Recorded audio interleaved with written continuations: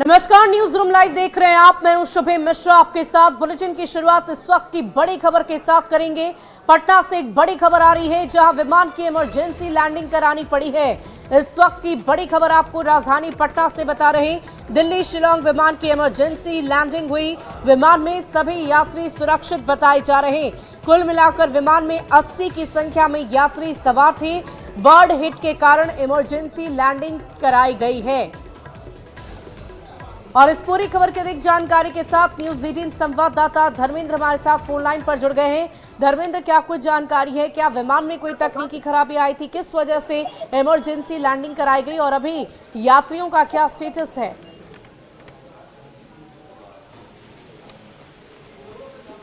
दिल्ली शिलांग की विमान थी और पटना एयरपोर्ट के पास पहुंचने से पहले ही बर्ड हिट का शिकार हो गई। विमान को पटना एयरपोर्ट पर सुरक्षित लैंडिंग कराया गया है और अभी जो स्थिति है, तमाम जो यात्री हैं, 80 यात्री विमान में सवार थे जिन्हें सुरक्षित पटना एयरपोर्ट पर रखा गया है।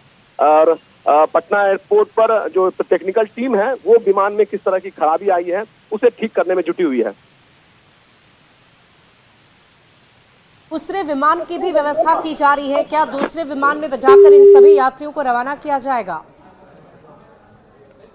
तो देखिए, इस वक्त पटना से आपको बड़ी खबर बता रहे हैं जहां एयरपोर्ट पर इमरजेंसी लैंडिंग कराई गई। दिल्ली शिलांग विमान की इमरजेंसी लैंडिंग कराई गई है। विमान में सभी यात्री सुरक्षित बताए जा रहे हैं। विमान में 80 की संख्या में यात्री सवार थे और पायलट की सूझबूझ से ये बड़ा हादसा टल गया है। बर्ड हिट के कारण इमरजेंसी लैंडिंग की खबर है।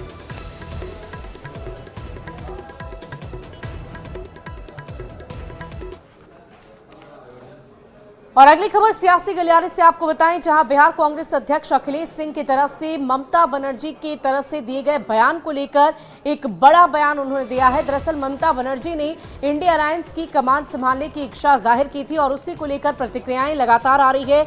ममता बनर्जी के नेतृत्व और उनकी पार्टी के अस्तित्व पर सवाल खड़े कर दिए गए हैं। ममता बनर्जी इंडिया अलायंस की एक लीडर है। ममता बनर्जी की पार्टी सिर्फ बंगाल तक सीमित है। राष्ट्रीय स्तर पर राजनीति करने का कद अभी नहीं है और ममता बनर्जी का और ना ही उनकी पार्टी का ऐसा कहना है कांग्रेस अध्यक्ष अखिलेश सिंह का। तो ये बड़ा बयान उनका सामने आया है कांग्रेस अध्यक्ष अखिलेश सिंह की तरफ से। और क्या कुछ कहा है अखिलेश सिंह ने, सबसे पहले आपको सुनवाते हैं। ममता बनर्जी जी इंडिया गठबंधन की लीडर हैं, इसको कौन डिनाई कर सकता है। लेकिन उनकी पार्टी बंगाल तक सीमित है। वो कोई नेशनल परिप्रेक्ष्य में उनकी पार्टी और उनका व्यक्तित्व अभी उतना बड़ा नहीं है। और एक तरफ जहां ममता बनर्जी ने इंडिया अलायंस की कमान संभालने की इच्छा जाहिर की है तो दूसरी तरफ तेजस्वी यादव ने भी उनका समर्थन कर दिया है। एक एक करके सभी नेताओं की प्रतिक्रियाएं उनके इस बयान पर सामने आ रही है। नेता प्रतिपक्ष तेजस्वी यादव ने साफ तौर पर कहा कि इंडी ब्लॉक के नेता के रूप में ममता के नेतृत्व का समर्थन। ममता बनर्जी के नाम पर किसी तरह की कोई आपत्ति नहीं है, लेकिन फैसला इंडिया अलायंस सामूहिक रूप से लेगा। निर्णय तभी होगा जब सब साथ बैठेंगे। सब लोगों को मिलजुल के फैसला लेना है और जो सबकी राय बनेगी उसमें हम लोगों को किसी के नाम पे कोई अभी विचार नहीं किया है, लेकिन जब ये निर्णय होगा सब लोग बैठेंगे तभी हो सकता है। दरअसल पश्चिम बंगाल की मुख्यमंत्री ममता बनर्जी ने इंडिया अलायंस की कमान संभालने की इच्छा जाहिर कर दी है और उनकी इसी इच्छा को लेकर लगातार सियासी गलियारों में चाहे वो सत्ता पक्ष हो या विपक्ष हो बहस छिड़ गई है और एक एक करके सभी का बयान सामने आ रहा है। अब विपक्षी ब्लॉक यानी कि INDIA में हलचल तेज हो गई है। ममता बनर्जी ने विपक्षी गठबंधन के कामकाज तरीके पर असंतोष व्यक्त करते हुए ये संकेत दिया है कि अगर मौका मिला तो वो इंडिया अलायंस का नेतृत्व जरूर करेंगे। ममता बनर्जी ने कहा है कि वो गठबंधन का नेतृत्व करने और पश्चिम बंगाल की मुख्यमंत्री के रूप में अपनी भूमिका जारी रखने की जिम्मेदारी संभालने में सक्षम है। ममता बनर्जी का ये बयान हरियाणा और फिर महाराष्ट्र में कांग्रेस की करारी हार के बाद आया, क्योंकि कांग्रेस ही लगभग पूरे गठबंधन को लीड कर रही है। अब ममता बनर्जी बयान देकर इंडी गठबंधन के भीतर नई बहस छेड़ दी है।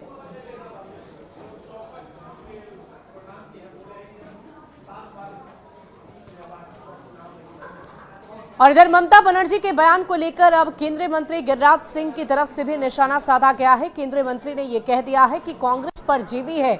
एक तरफ जहां ममता बनर्जी अपने बयान को लेकर लगातार अड़िग है, तो दूसरी तरफ प्रतिक्रियाएं सामने आ रही है। गिरिराज सिंह ने कहा कि भले ही ये लोग अभी साथ नजर आ रहे, लेकिन फिर चुनाव आते आते अलग हो जाएंगे। आंख दिखे एक है, लेकिन चुनाव आते आते ममता बनर्जी कांग्रेस को झटका दी।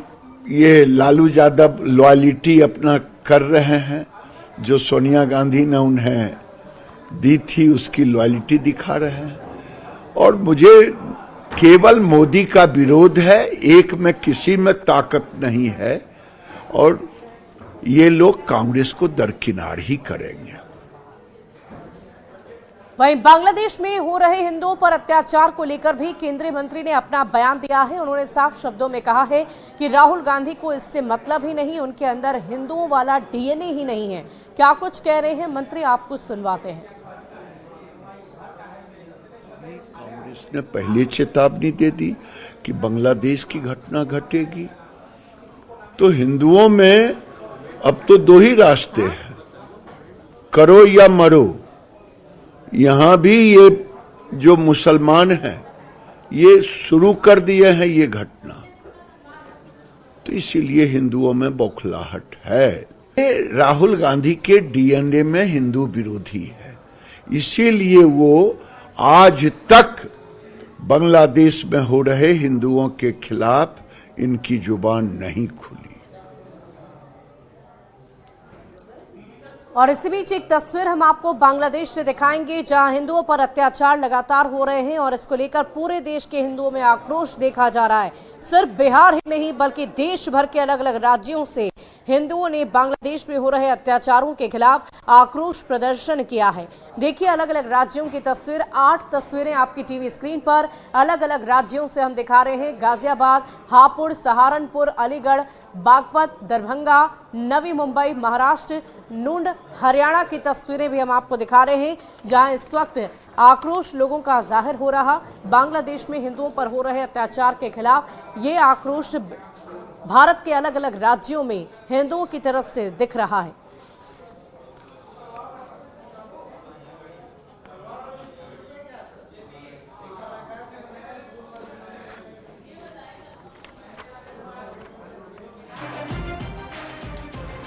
और इस बीच धनबाद से बड़ी खबर आ रही है, जहां सीआईएसएफ कैंप में गोलीबारी की घटना घटी है। इस वक्त की बड़ी खबर धनबाद से आपको बता रहे हैं, जहां सीआईएसएफ कैंप में गोलीबारी की घटना हुई है। सीआईएसएफ कैंप में जवान को गोली लगी, राइफल साफ करने के दौरान गोली लगी, जवान की मौत की खबर है। मृतक जवान पलामू का रहने वाला बताया जा रहा था। नक्सली इलाके टूंडी में उसकी पोस्टिंग थी। टूंडी सीआईएसएफ कैंप में तैनात सीआईएसएफ जवान की मौत हुई है। और देखिए इस पूरी खबर की अधिक जानकारी के साथ धनबाद से संजय गुप्ता हमारे साथ फोन लाइन पर है। संजय, क्या कुछ जानकारी है, कैसे ये घटना हुई? फिलहाल तो जो जानकारी मिल रही है कि जवान जो है तो अपने राइफल को साफ कर रहा था और इसी दौरान में जो है तो गोली चली, गोली उसके शरीर को चीर दी। उसके बाद उसे आनंद फानंद में एसएनएमसीएच अस्पताल लाया गया, लेकिन तब तक बहुत देर हो चुकी थी, डॉक्टर ने उसे मृत घोषित कर दिया। घटना की जानकारी पाकर जो धनबाद के वरीय पुलिस पदाधिकारी वो मौके पर पहुंचे, इस मामले की जानकारी ले रहे हैं। फिलहाल जो मृतक के शव को है उसको पोस्टमार्टम के लिए भेज दिया गया और पुलिस के द्वारा जो है तो जवान के परिजनों को सूचना भेज दी गई है। जवान जो है मृतक जवान वो पलामू का रहने वाला था और राइफल से जब गोली चली तो इस दौरान उसकी मौत हुई। हालांकि पुलिस इस सभी मामले और बिंदु की जांच में जुट गई है और इस मामले को लेकर आगे रिपोर्ट वो है जो सबमिट करेगी। पूरे मामले में अब आगे कैसे क्या कुछ होता है, बहुत बहुत शुक्रिया आपका हमारे साथ जुड़ने के लिए। धनबाद से बड़ी खबर आपको बता रहे थे, जहां सीआईएसएफ कैंप में राइफल साफ करने के दौरान गोली लग गई जवान को। गोली लगने से जवान की मौत की खबर है।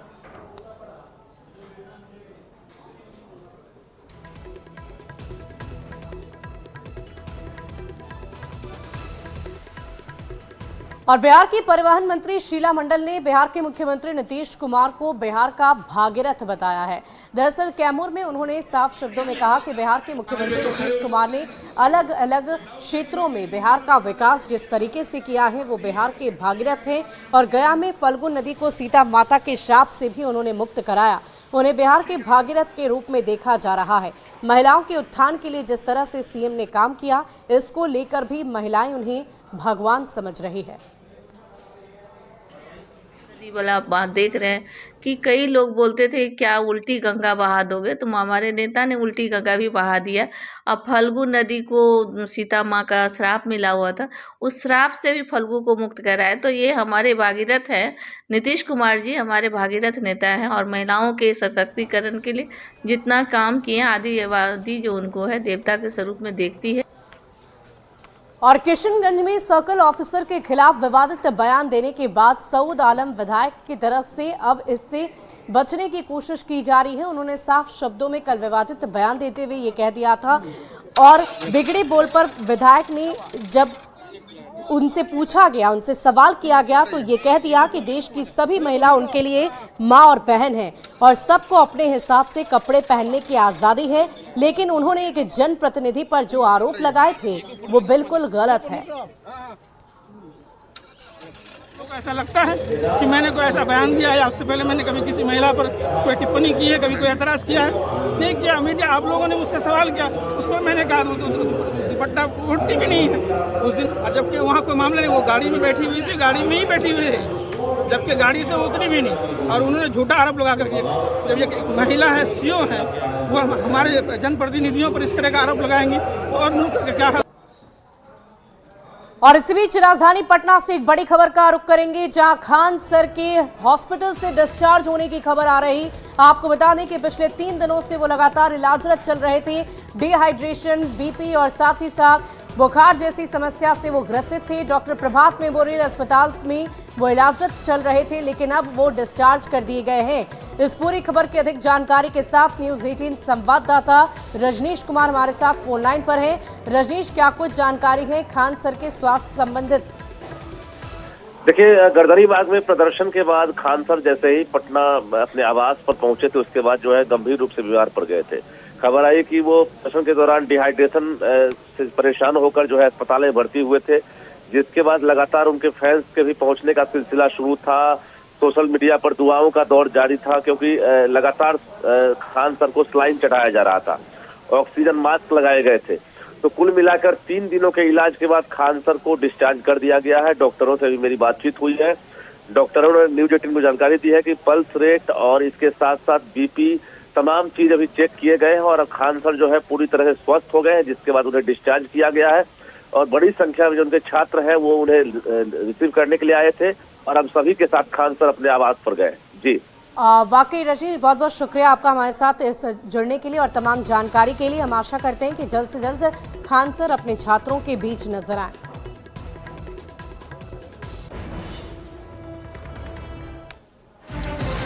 और बिहार विधान परिषद की स्नातक उपचुनाव को लेकर लगातार काउंटिंग चल रही है। कुल मिलाकर 20 टेबल पर यह काउंटिंग हो चुकी है, जिसको लेकर अब बैलेट बॉक्स को खोलने की शुरुआत भी की जा रही है। आपको बता दें कि इसके मद्देनजर पहले से ही सुरक्षा के मद्देनजर भी पूरी तैयारियां की गई थी। सभी बैलेट बॉक्स को खोला गया है। पूरे वोटों की गिनती लगातार जारी है और इसके बाद ही उम्मीदवारों के पक्ष के हिसाब से वोटों की गिनती होगी, जिसका फाइनल परिणाम आज देर रात या फिर कल सुबह तक आ सकता है। प्रथम वरीयता में अगर किसी को बहुमत नहीं मिली तो संभावना है कि द्वितीय वरीयता से रिजल्ट आएगा। और अधिक जानकारी दे रहे हैं न्यूज 18 संवाददाता प्रियांक सौरभ। बिहार विधान परिषद के तिरहुत स्नातक उपचुनाव को लेकर आज मतगणना की जा रही है। वोटों की गिनती शुरू हो चुकी है। हालांकि अभी जो अपडेट है, तमाम बैलेट बॉक्स को निकाला गया है, उसको खोला गया है। उस वक्त तमाम मजिस्ट्रेट और तमाम पोलिंग एजेंट भी मौजूद रहे हैं और अंदर MIT परिसर में अंदर जो है वोटों की गिनती शुरू हो चुकी है। हालांकि जो शुरुआती अपडेट आने की बात जो है वह बताया जा रहा है कि दोपहर के बाद ही आएगा, क्योंकि अभी पूरे 4 जिला में जहां पर वोटिंग हुई थी वो तमाम बैलेट बॉक्स को फिलहाल खोला गया है। पूरे मतों को पहले गिना जा रहा है और उसके बाद फिर छंटनी होगी, किसको कौन वोट पड़ा है, कहां पड़ा है। और सबसे खास बात कि इसमें प्रथम वरीयता, द्वितीय वरीयता और तृतीय वरीयता की बात कही जाती है। तो ये तमाम प्रोसेस में समय लगेगा। तो ऐसे में जो अपडेट की बात कही जा रही है, अपडेट दोपहर के बाद ही कुछ आ पाएगा, ऐसा अधिकारियों का कहना है। हालांकि जो मतों की गिनती की प्रक्रिया है वह सुबह 8 बजे से ही शुरू हो चुकी है। तमाम मतगणना कर्मी और तमाम जो पोलिंग पार्टी के लोग हैं या फिर जो प्रत्याशी हैं या उनके एजेंट हैं और तमाम अधिकारी जो हैं वह सभी लोग अंदर जा चुके हैं। 8 बजे से ही वोटों की गिनती की प्रक्रिया शुरू हो गई है, लेकिन बताया जा रहा है कि इसमें जो रिजल्ट आने में काफी समय लगेगा, देर रात भी हो सकता है या फिर कल का भी समय लग सकता है। क्या यह रिजल्ट जो है प्रथम वरीयता के आधार पर ही आ जाएगा या फिर द्वितीय वरीयता के आधार पर यह रिजल्ट जो है फाइनल रूप से आएगा? मुजफ्फरपुर से न्यूज़ 18 के लिए प्रियांक सौरभ। बढ़ते आगे, अगली खबर कैमूर से आ रही है, जहां पर उत्पाद विभाग की टीम पर जब हमला हुआ था उस हमले को लेकर जांच की प्रक्रिया और भी ज्यादा तेज कर दी गई है। आपको बता दें कि जॉइंट कमिश्नर की तरफ से इस जांच की प्रक्रिया शुरू कर दी गई है। बताया जा रहा है कि दुर्गावती के छज्जूपुर पोखरा के पास शराब के धंधेबाजों ने पुलिस और उत्पाद विभाग की टीम पर हमला कर दिया था, जिसमें एक सिपाही का हाथ टूट गया, जबकि पुलिस की जवाबी कार्रवाई में हवाई फायरिंग के दौरान एक व्यक्ति को गोली भी लग गई थी। इस पूरे मामले को विभाग ने गंभीरता पूर्वक लिया और ज्वाइंट कमिश्नर को इस पूरे मामले की जांच के लिए भेजा गया है।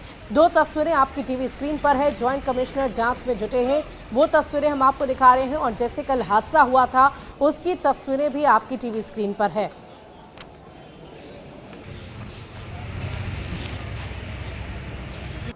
जितने नामजद अभियुक्त हैं, 10-11 नामजद अभियुक्त हैं, उसमें से सभी पहले से हिस्ट्री सीटर रहे हुए हैं।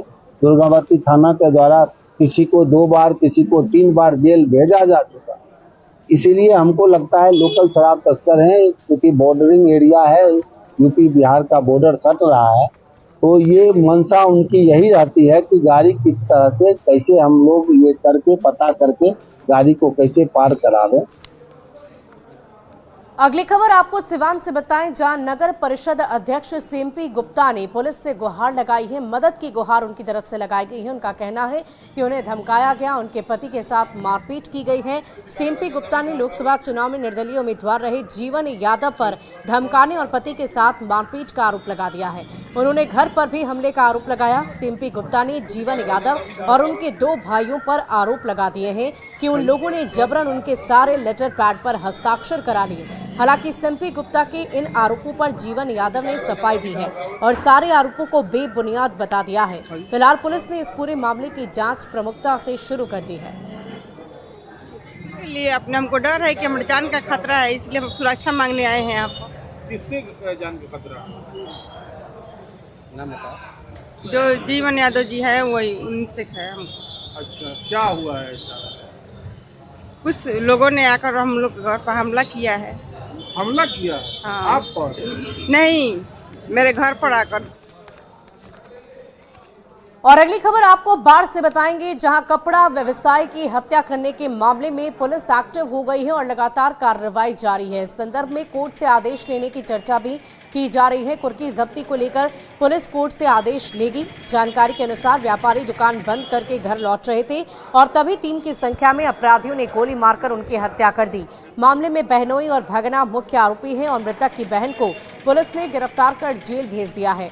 हत्या के विरोध में दुकानदारों ने बाजार बंद रखा था। जमीन विवाद में हत्या की आशंका जताई जा रही है।